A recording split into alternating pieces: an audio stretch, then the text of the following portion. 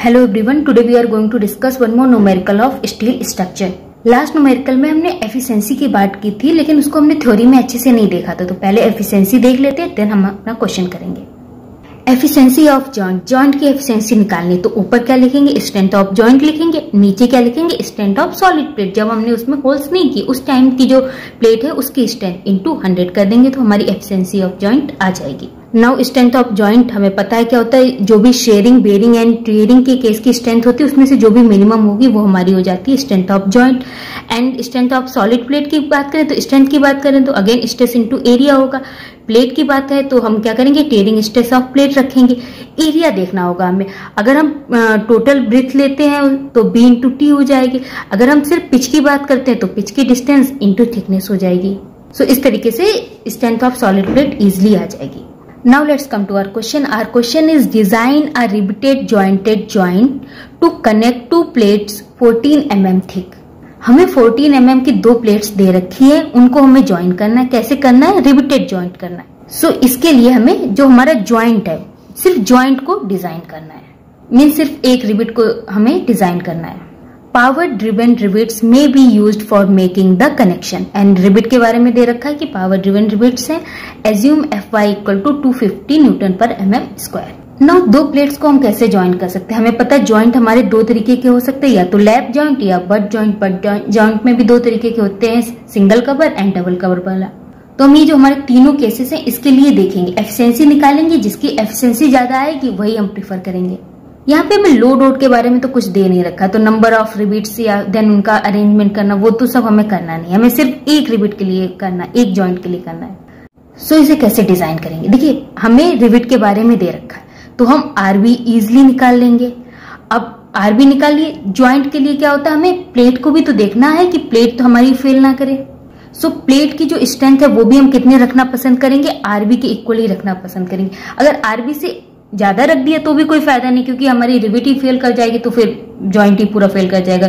Plate ना भी fail करे तो कोई मतलब नहीं, और कम रखने का भी कोई फायदा नहीं, क्योंकि अगर कम रखा तो प्लेट ही पहले फेल हो जाएगी तो वो भी सही नहीं। तो स्ट्रेंथ जो हमारी प्लेट की है, टियरिंग स्ट्रेंथ ऑफ प्लेट, उसको हम किसके बराबर रख देंगे, आरबी के बराबर रख देंगे। उसकी हेल्प से हम पिच की वैल्यू निकाल लेंगे।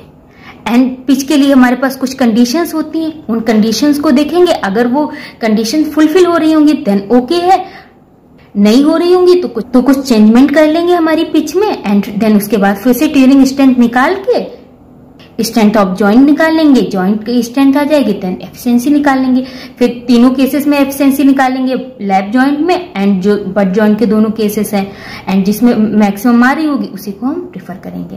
तीनों केसेस में हम क्यों निकाल रहे हैं, क्योंकि हमें क्वेश्चन में दे नहीं रखा। अगर क्वेश्चन में दे रखा होता कि लैप ज्वाइंट करना है या बट ज्वाइंट करना है तो इजी होता है, बट दे नहीं रखा इसलिए हम उसको लंबा सा पूरा करेंगे। इस क्वेश्चन से पहले जो क्वेश्चन किए हैं वो आप एक बार अच्छे से देख लीजिएगा तो ये क्वेश्चन आपको समझ में आएगा, अदरवाइज कुछ प्रॉब्लम हो सकती है। So let's solve our numerical. हमें दो प्लेट्स दे रखी है 14 mm की, पावर ड्रिवन रिवेट्स है, तो हम सारी जो स्ट्रेस की वैल्यू है वो फाइंड कर लेंगे। हमें डायमीटर के बारे में भी कुछ नहीं दे रखा है, बट हमारे पता है, हमारे पास फॉर्मूला है phi equal to 6.01 √t। T की वैल्यू देखिए दोनों बराबर ही है तो यही हो जाएगी। अगर बराबर नहीं होती तो मिनिमम हमें पता है, मिनिमम लेते हैं दोनों का, तो टी की वैल्यू हमें पता है तो इससे हमारी फाई की वैल्यू आ गई। फाई की वैल्यू आ गई तो हम इजिली डी की वैल्यू निकाल लेंगे। नाउ ये फाई डी क्या है ये हम पहले वाले क्वेश्चंस में अच्छे से देख चुके हैं। नाउ पहला केस लेते हैं लैप जॉइंट का, ठीक है। लैप जॉइंट में मान लीजिए कि ये हमने एक रिबिट लगाई हुई है। सो strength of रिबिट in case of sharing find कर लेंगे। स्ट्रेंथ कितनी आ रही है, 43,373 न्यूटन। यहाँ पे अगर शेयरिंग प्लेन की बात करें तो एक ही था, इसीलिए हमने मतलब किसी से मल्टीप्लाई नहीं किया इसको। Now strength of रिबिट in case of bearing find कर लेंगे। अगेन स्ट्रेस इनटू एरिया, सब कुछ हमें पता है, वैल्यूज पुट करेंगे एंड स्ट्रेंथ हमारी आ जाएगी।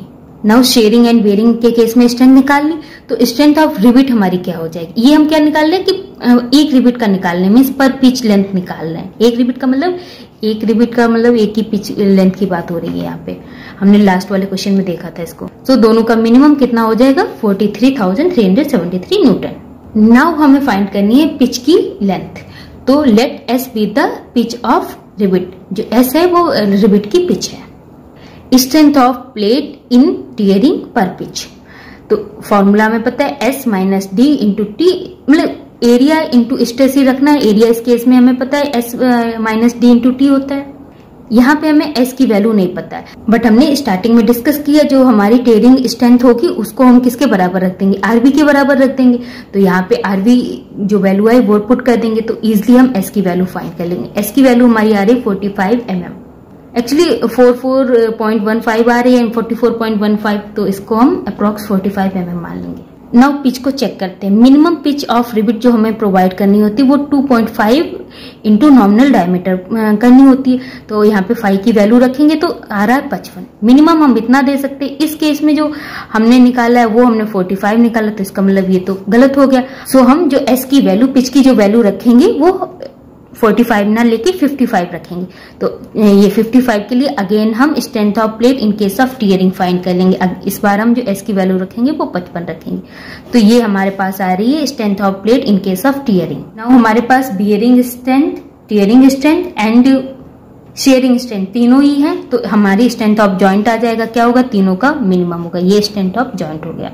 हमें एफिशिएंसी फाइंड करनी है तो सॉलिड प्लेट की भी निकालेंगे, बट अगेन इसको भी पर पिच निकालेंगे। तो यहाँ पे बी की जगह पे एस ही पुट करेंगे। सारी वैल्यूज पुट करके हम इस केस में भी स्ट्रेंथ की वैल्यू फाइंड कर लेंगे। सो जॉइंट की जो एफिशिएंसी आ रही है वो हमारी कितनी आ रही है, 37.55%। इसी तरीके से जो बट जॉइंट के दोनों केस हैं, डबल वाला एंड सिंगल कवर वाला, उसके लिए चेक करेंगे। सो मेनली हम क्या कर रहे हैं, हम पहले आरबी की वैल्यू निकाल रहे हैं, फिर आरबी की वैल्यू को टीयरिंग स्ट्रेंथ के इक्वल रख के एस की वैल्यू फाइंड कर रहे हैं, मींस पिच लेंथ फाइंड कर रहे हैं।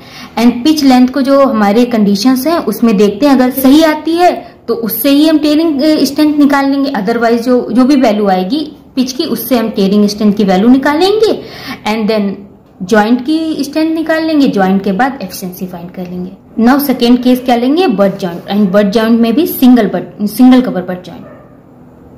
कुछ इस तरीके का अरेंजमेंट है, इसको हमें रिवेट से ज्वाइन करना है। अगेन इस केस में भी शेयरिंग के केस में स्ट्रेंथ, देन बेयरिंग के केस में स्ट्रेंथ निकालेंगे एंड देन हमारे जो आरबी की वैल्यू है वो हम फाइंड करेंगे। जो आरबी की केस में वैल्यू फाइंड की है उसको हम जो टीयरिंग स्ट्रेंथ है उसके इक्वल पुट करेंगे, वहां से एस निकालेंगे, एस को चेक करेंगे। अभी हमने पिछली बार ही चेक किया था तो मिनिमम एस हम कितना रख सकते हैं, 55 रख सकते। अगेन कम आ रहा है तो हम क्या लेंगे, ये वाली वैल्यू पिच की लेंगे। तो इस वाली वैल्यू को लेके हम टीयरिंग स्ट्रेंथ निकाल लेंगे प्लेट की, जो कि हमारी 47,250 आ रही है। नाउ तीनों वैल्यूज हमारे पास आ गई, तो ज्वाइंट की हम स्ट्रेंथ निकाल लेंगे। ज्वाइंट की स्ट्रेंथ के बाद हमें एफिशिएंसी निकालनी है, लेकिन एफिशिएंसी के से पहले हमें सॉलिड जो प्लेट है उसकी स्ट्रेंथ निकालनी होगी। देन एफिशिएंसी फाइंड कर लेंगे। तो सिंगल कवर बट ज्वाइंट के केस में जो हमारी एफिशिएंसी आ रही है वो कितनी आ रही है, 52.57। पिछले वाले से तो ज्यादा आ रही है, तो पिछले वाले से तो हम इसको प्रेफर करेंगे। इस केस में जो ध्यान देना है वो हमें ये देना कि कवर प्लेट की भी थिकनेस के बारे में तो हमें कुछ दे नहीं रखा है, बट हमें पता है कि कवर प्लेट की जो थिकनेस है वो किससे कम नहीं होनी चाहिए, 5/8 टी से कम नहीं होनी चाहिए। तो इससे हमने कवर प्लेट की थिकनेस निकाल ली। ये हमारा टी मेन प्लेट का है। नाउ बेयरिंग के केस में जो हम टी यूज करते हैं वो क्या होता है, ये वाला, इसका प्लेट एंड कवर का मिनिमम होता है। तो प्लेट कितने हैं, 14 है एंड कवर कितना आया हमारे 10 आया, तो मिनिमम क्या हो जाएगा, 10। तो इसीलिए यहाँ पे हमने जो टी की वैल्यू यूज की है वो 10 यूज की। एंड शेयर बिल्कुल पिछली वाली की तरह आ रहा है, तो सीधे मैंने वैल्यू रख दी। अगर आप चाहें तो निकाल भी सकते हैं। इसी तरीके से जो हमने पिच के लिए दोबारा पूरा फॉर्मूला नहीं लगाया, क्योंकि मैं पिछली बार हमने देख लिया था 55 होना चाहिए, तो वही हमने रख लिया, सीधे चेक ऐसे ही कर लिया। नाउ थर्ड केस लेंगे। थर्ड केस क्या है, double cover butt joint. Again करना वही है, शेयर के केस में निकालनी है वैल्यू, देन बेयरिंग के केस में स्ट्रेंथ निकालनी है। इसकी हेल्प से आरबी की वैल्यू निकाल लेनी है एंड आरबी की वैल्यू को किसके इक्वल रख देना, स्ट्रेंथ ऑफ जो प्लेट है, टीयरिंग स्ट्रेंथ ऑफ प्लेट है उसके इक्वल रख देनी। उससे एस की वैल्यू निकाल लेनी, मींस पिच लेंथ निकाल लेनी। एंड पिच लेंथ को चेक करना है, मिनिमम हम 55 रख सकते हैं, लेकिन 55 से हमारी ज्यादा आ रही है, यहाँ पे हमारी 60 आ रही है, तो हम 60 को ही पिच लेंथ लेके चलेंगे। अभी तक 55 ले रहे थे क्योंकि इससे कम आ रही थी वैल्यू, बट अब इस बार इससे ज्यादा आया तो हम 60 को ही रखेंगे। एंड पिच लेंथ की वैल्यू 60 रख के जो हमारी टीयरिंग स्ट्रेंथ है वो फाइंड कर लेंगे। नाउ टीयरिंग स्ट्रेंथ आ गई है तो हम स्ट्रेंथ ऑफ जॉइंट फाइंड कर लेंगे, तीनों का मिनिमम हो जाएगा।